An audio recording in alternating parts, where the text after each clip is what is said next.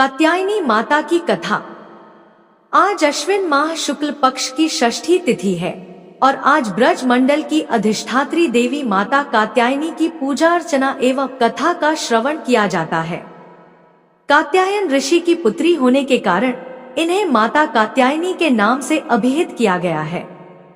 देवी भागवत पुराण के अनुसार नवरात्रि के छठे दिन जो साधक माता कात्यायनी की पूजा करते समय अपना सर्वस्व समर्पित करते हैं, उन्हें माता दिव्य दर्शन देती हैं और माता की कृपा से उन्हें अर्थ, धर्म, काम, मोक्ष इन चारों फलों की प्राप्ति होती है। जब तक वे जीवित रहते हैं, मृत्यु लोक में भी उन्हें स्वर्ग लोक के अलौकिक सुखों की प्राप्ति होती है।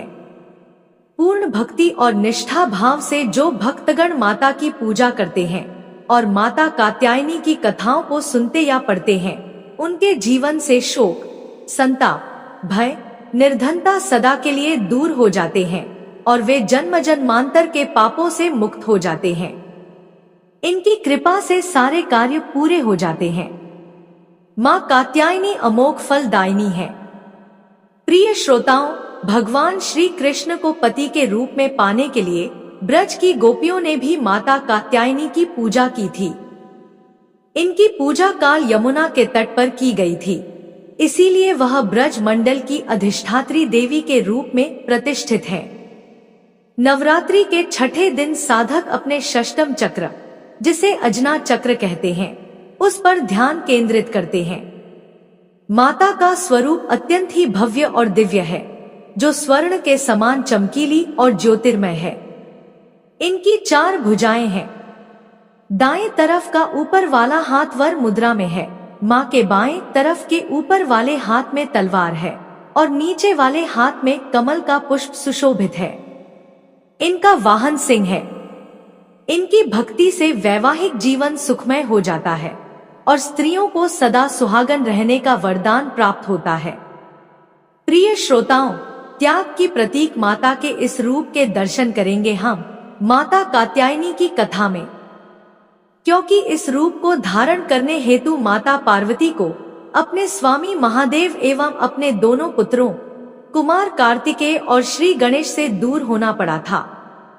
आप सभी भक्तगण इस कथा को बड़ी श्रद्धा तथा प्रसन्न चित्त मन से सुनिए। इससे सभी प्रकार की मनोकामनाएं पूरी होती हैं। कथा को आधा अधूरा छोड़ने का पाप न करें, इससे माता रानी का अनादर होता है। तो आइए माता रानी का ध्यान करते हुए कथा का श्रवण करते हैं। श्रोताओं, यह उस समय की घटना है जब संसार पर एक महा अत्याचारी महिषासुर का आतंक था। यह कथा इस प्रकार से है। रंभा नामक राक्षसी ने भगवान ब्रह्मा से वरदान के रूप में एक शक्तिशाली पुत्र प्राप्त करने के लिए कठोर तपस्या की और यही रंभा का पुत्र महिषासुर था। महिषासुर भैंसे से लेकर मानव तक किसी भी जानवर का रूप बदलने की क्षमता रखता था। इसी प्रकार एक बार महिषासुर ने भी भगवान ब्रह्मा को प्रसन्न करने के लिए कठोर तपस्या शुरू कर दी। जब अंततः भगवान ब्रह्मा प्रकट हुए तो महिषासुर ने अमरता का वरदान मांगा। भगवान ब्रह्मा ने यह कहते हुए इनकार कर दिया कि उनके पास ऐसा वरदान देने का अधिकार नहीं है, क्योंकि यह सृष्टि के नियमों के विरुद्ध है। अब तुम दूसरा कोई वरदान मांग सकते हो। इस पर महिषासुर ने अमरता प्राप्त करने का एक दूसरा तरीका खोजा। उसने भगवान ब्रह्मा से यह वरदान मांगा कि उसकी मृत्यु एक स्त्री के हाथों ही हो। प्रिय श्रोताओं, महिषासुर सोचता था कि स्त्री एक अबला और कमजोर है, उसके पास इतनी शक्ति कहां से आएगी कि वह उसका वध कर सके। इसलिए उसने ब्रह्मा जी से ऐसा वरदान मांग लिया और ब्रह्मा जी ने भी उसे तथास्तु कहकर वरदान दे दिया। अब ब्रह्मा जी से वरदान प्राप्त करने के बाद महिषासुर निरंकुश हो गया। उसका अत्याचार और भी बढ़ गया। उसने समस्त देवताओं पर आक्रमण कर दिया और भगवान इंद्र से उनका सिंहासन छीन लिया। इंद्रलोक पर उसने अपना अधिकार जमा लिया। इस प्रकार महिषासुर का अत्याचार शुरू हो गया। उसकी क्रूरता को रोकने वाला कोई नहीं था, क्योंकि उसने तीनों लोकों में कहर बरपा रखा था। इंद्र ने अपना सिंहासन खो दिया, यज्ञ एवं पूजा पाठ बाधित हो गए और सृष्टि में सर्वत्र असमंजस स्थापित हो गया। प्रिय श्रोताओं, इसी बीच देवी के परम भक्त ऋषि कात्यायन देवी को अपने पुत्री के रूप में प्राप्त करने के लिए घोर तपस्या कर रहे थे एवं माता ने भी उन्हें वचन दिया था कि वे उनके पुत्री के रूप में अवतार लेंगी। अब ऋषि कात्यायन की कठोर तपस्या से प्रसन्न होकर माता पार्वती ऋषि कात्यायन के घर पुत्री के रूप में अवतार ले लेती हैं। अब ऋषि कात्यायन की पुत्री होने के कारण उनका नाम कात्यायनी पड़ा। उन्हें कात्यायनी नाम से अभिहित किया गया। इधर महिषासुर के अत्याचार से सभी देवी देवता त्राही त्राही कर रहे थे। इस प्रकार वे ब्रह्मा, विष्णु, महेश तीनों देवताओं के पास गए और तभी तीनों देवता मिलकर कात्यायन ऋषि के आश्रम पर आए। उन्होंने माता कात्यायनी से विनती की कि वे महिषासुर का वध करें और देवताओं का कल्याण करें। देवताओं की यह दुर्दशा देखकर माता कात्यायनी अपने सर्वशक्तिमान सिंह पर आरूढ़ हो गई। इस प्रकार सभी देवताओं ने अपने अस्त्र शस्त्र, सभी शक्तियां उन्हें प्रदान की। सभी शक्तियों से परिपूर्ण होकर सिंह पर आरूढ़ होकर देवी कात्यायनी विंध्याचल पर्वत की तरफ चल पड़ी। वहां जाने के बाद वे एक आसन जमाकर वहीं पर ध्यान मग्न हो गई। उधर जब महिषासुर के सेवकों की नजर उन पर पड़ी और उन सेवकों ने अपने राजा महिषासुर से देवी के बारे में बताया। अपने सेवकों द्वारा माता रानी के रूप की प्रशंसा सुनकर महिषासुर ने अपने सेवकों को पुनः माता रानी के पास भेजा, उनसे विवाह प्रस्ताव स्वीकार करने के लिए। इस प्रकार सभी सेवक माता रानी कात्यायनी के पास गए और उन्होंने महिषासुर का प्रस्ताव माता कात्यायनी के समक्ष रखा। तब माता कात्यायनी ने कहा कि मैं उसे ही वर दूंगी जो मुझे युद्ध में पराजित करे। इतना सुनने के बाद महिषासुर को बड़ा ही आश्चर्य हुआ। महिषासुर ने खुद को इतना बड़ा समझ लिया था कि वह एक महिला से युद्ध नहीं कर सकता था। उसने अपनी सेना उनसे युद्ध करने के लिए भेजा। कुछ ही समय में माता रानी ने सभी दैत्य सेनाओं का नाश कर दिया और चचोर, चमर और कई अन्य घातक राक्षसों को उनके द्वारा जमीन पर गिरा दिया गया। एक महिला द्वारा अपनी पूरी सेना को पराजित किए जाने का अपमान सहन करने में असमर्थ महिषासुर स्वयं युद्ध के मैदान में उनका सामना करने के लिए उनके सामने आया। क्रोध में अंधा वह मूर्ख विभिन्न रूप धारण करने लगा। कभी वह एक भयानक भैंसे में बदल गया, कभी एक हाथी, एक शेर और कई अन्य भयानक प्राणियों में। उसने देवी के सिंह पर आक्रमण करने के लिए छलांग लगाई। अपने क्रोध में महिषासुर ने युद्ध के दौरान पृथ्वी पर भयानक कंपन और अन्य आपदाएं पैदा कर दी। प्रिय भक्तों, वह कोई साधारण राक्षस नहीं था। इस प्रकार उसके और देवी के बीच 10 दिनों तक युद्ध चलता रहा। अंत में उसने हवा में एक लंबी छलांग मारी और माता ने अपने पैर से उसे जमीन पर गिरा दिया। जैसे ही वह भैंसे से इंसान में बदल रहा था, माता कात्यायनी ने अपना त्रिशूल उसकी छाती में घुसा दी। फिर उन्होंने उस दुष्ट राक्षस का सिर धड़ से अलग कर दिया।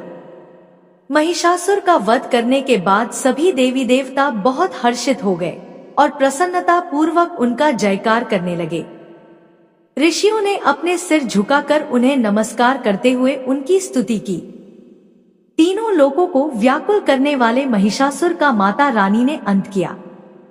देवताओं को वरदान दिया कि जब जब देवता उनका स्मरण करेंगे तब तब माता रानी उन्हें संकटों से मुक्ति दिलाएंगी।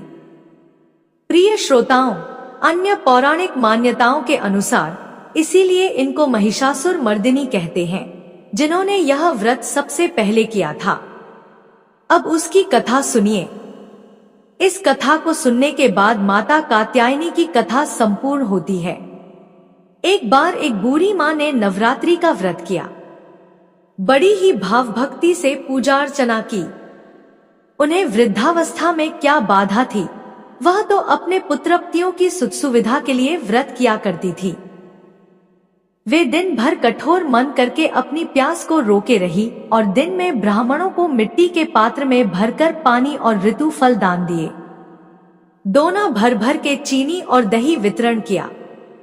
उन्हें गर्मी के कारण बहुत बेचैनी हो रही थी। इस कारण वे बहुत देर तक पानी में पड़ी रही, मुंह धोती रही। तब कहीं थोड़ा बहुत धैर्य बंध पाया। धूप तो तेज पड़ ही रही थी, इस कारण बार बार मुंह सूख रहा था। बहुत बेचैनी हो रही थी। एक तो बुढ़ापा और दूसरा यह भयंकर गर्मी। वृद्धावस्था की स्थिति तो कुछ दूसरे ही प्रकार की होती है। जैसे तैसे रो धो करके दिन कट पाया। अब पहाड़ से रात सामने थी। उनका कटना बड़ा ही कठिन दिखाई दे रहा था। खटिया पर पड़े पड़े शांति नहीं मिल रही थी। वे बार बार करवट बदल रही थी। अनेक बार वे बाहर जाती और भीतर आती। उन्हें घर के अंदर शांति नहीं थी। वे खटिया पर पड़ी पड़ी माता का स्मरण करती रहीं। वे कहती रहीं, हे माता जी, आप मेरी लाज रखिएगा। आप ही मुझे शांति दे दीजिएगा, जिससे मैं यह व्रत कर सकूं और यह पहाड़ सी रात शांति पूर्वक व्यतीत हो सके। प्यास के कारण बूढ़ी माँ की बेचैनी तो बढ़ ही रही थी। उन्होंने धैर्य रखने का बहुत प्रयास किया, किंतु सहनशीलता की सीमा टूट गई और वे घबराकर एकदम चिल्ला उठी। बोली, बचाओ बचाओ। अम्मा का चिल्लाना सुनकर परिवार भर के नर नारी, बच्चे और पड़ोसी एकत्रित होकर बूढ़ी अम्मा के खटिया के समीप पहुंच गए। सबने पूछा, अम्मा, आपको क्या हुआ? आप क्यों चिल्ला रही हैं? आप इस अवस्था में यह कठिन व्रत क्यों कर रही हैं? लोगों ने कहा, अम्मा जी, शक्ति से ही भक्ति होती है। थोड़ी ही देर में वे फिर से बोली, अरे, मेरे प्राण निकले ही जा रहे हैं। मेरी छाती पर ठंडे पानी का घड़ा रख दो। तब नातियों ने दादी की छाती पर ठंडे पानी का पात्र रख दिया। तब उन्हें कहीं थोड़ा बहुत आराम मिला और थोड़ी देर के लिए उन्होंने अपनी आंखें बंद कर ली। अब माता ने सोचा, यह बूढ़ी अम्मा है तो बहुत कठोर है, जरा जाकर उसकी परीक्षा लेनी चाहिए। वे आधी रात को मुर्गा बनकर टेर लगाने लगी। मुर्गा की आवाज सुनकर दादी जल्दी से उठीं और बाहर जाकर आसमान की ओर देखा, किंतु आसमान में कहीं उन्हें प्रातःकालीन तारा नजर नहीं आया। वे सोचने लगी, यह मुर्गा क्यों और कैसे बोल गया? उन्हें प्यास तो लग ही रही थी। थोड़ा बहुत उनका मन भी विचलित हो गया था। अंत में उन्होंने दृढ़ निश्चय कर लिया कि मैं अब व्रत को पूर्ण करके ही छोड़ूंगी, चाहे भले ही मेरे प्राण क्यों ना निकल जाए। यह सोचकर फिर वे खटिया पर शिथिल होकर लेट गईं। थोड़ी देर में माता ने उनकी फिर से परीक्षा लेनी चाहिए। एक छोटी सी बालिका एक गिलास में शरबत लेकर उनके सिरहाने आकर खड़ी हो गई और जोर से बोली, दादी जी, सवेरा हो गया है। आप हाथ मुंह धोकर शरबत पी लीजिए। पहले तो शरबत का गिलास देखकर उनका मन मचल उठा, किंतु अचानक व्रत का स्मरण हो आया और उन्होंने सोचा कि मैं किसी भी प्रकार से अभी शरबत नहीं पी सकती हूँ। और वे शांति पूर्वक अपनी खटिया पर लेट गई। फिर थोड़ी ही देर में उन्हें ऐसा लगा जैसे किसी ने उन्हें पानी के कुएं में पलटा दिया हो। वे बड़ी देर तक हाथ पैर चलाती रहीं, किंतु उन्होंने अपने मुंह में एक बूंद भी पानी जाने नहीं दिया।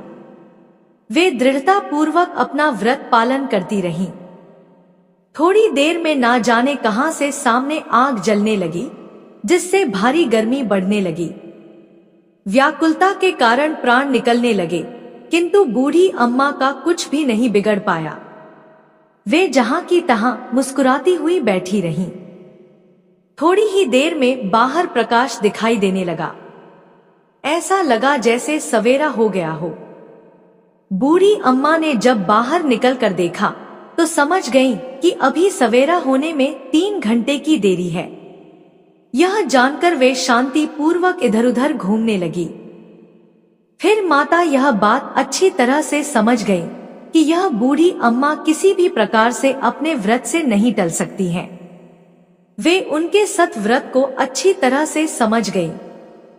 अब सवेरा होते ही बूढ़ी माता ने स्नान किया, भगवान का पूजा पाठ किया, कथा सुनी, ब्राह्मणों को दक्षिणा देकर भोजन कराया। तब कहीं उन्होंने व्रत का पारण करके जल ग्रहण किया। कन्याओं को भोज कराने के बाद अम्मा ने स्वयं भोजन किया। उस श्रेष्ठ व्रत के प्रभाव से बूढ़ी अम्मा की आयु में वृद्धि हो गई। उनका घर परिवार हरा भरा हो गया। अब उनको कोई अभाव न रहा। वे हर तरह से सुख साधनों से संपन्न हो गई। नाती नातिन से उनका घर भर गया और वे व्रत के प्रताप से इस संसार में हर प्रकार के सुख भोग कर अंत में बैकुंठ धाम को चली गई। जैसे माता ने बूढ़ी माता और उनके परिवार को हरा भरा किया, ऐसे ही माता हम सभी की मनोकामनाएं पूर्ण करे। तो बोलिए, अम्बे मात की जय।